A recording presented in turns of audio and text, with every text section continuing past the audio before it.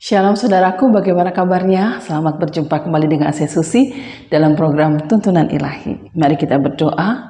Bapa di dalam surga, terima kasih buat waktu yang indah di mana kami boleh mendengar firman-Mu. Mari Kau berbicara buat setiap kami, bahwa kami mengerti, memahami, dan juga bisa melakukannya dalam hidup kami sehari-hari. Terima kasih ya Tuhan, dalam nama Yesus kami sudah berdoa dan mengucap syukur. Haleluya, amin. Puji Tuhan saudaraku, hari ini kita sampai di hari yang ke-111 ya. Saya memberikan judul Daud menjadi raja atas Yehuda.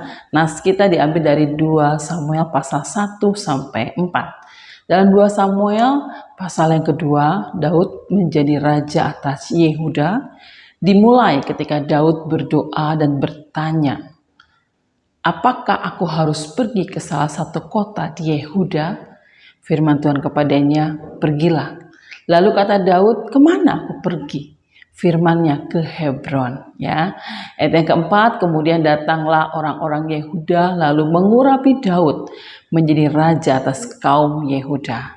Saudaraku, sebenarnya rencana Tuhan adalah Daud menjadi raja atas seluruh Israel. Kenapa bisa seperti itu?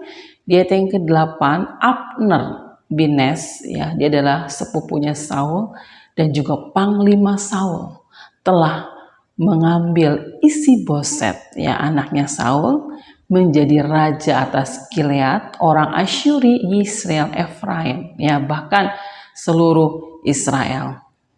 Arti nama Isi-Boset sendiri adalah manusia hina atau memalukan, ya. Isi-Boset juga sebenarnya tidak mempunyai kemampuan untuk memimpin, ya. Dan kenapa ini bisa terjadi? Dari kisah ini kita belajar, ya, bahwa Abner, ya, sebenarnya dia tahu Tuhan memilih Daud menjadi raja atas Israel.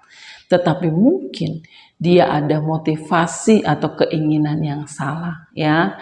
Dia mungkin berpikir supaya dia akan tetap punya jabatan menjadi panglima sehingga dia mengangkat Isi-Boset, ya.